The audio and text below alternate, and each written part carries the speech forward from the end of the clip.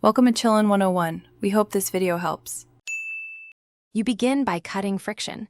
Put the phone out of arm's reach and create 2 concrete phone-free blocks, morning and evening.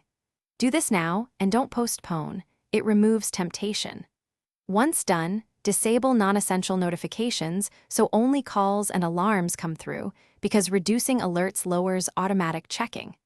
Make sure to schedule the blocks on your calendar so the brain registers commitment. That cue helps form a habit faster and reduces decision fatigue later.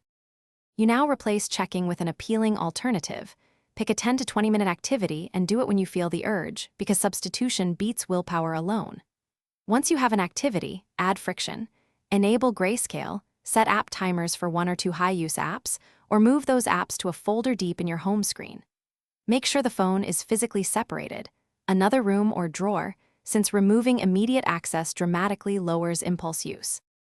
You finish by making this stick. Keep a 7-day log of phone-free minutes and note your triggers so you learn patterns, because data helps you adjust. If you relapse, don't berate yourself. Identify the trigger, boredom, habit, stress, and alter the environment or swap in a small reward instead.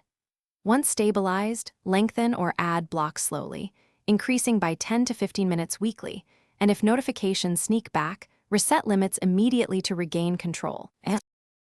Thanks for watching. Consider subscribing if we helped you.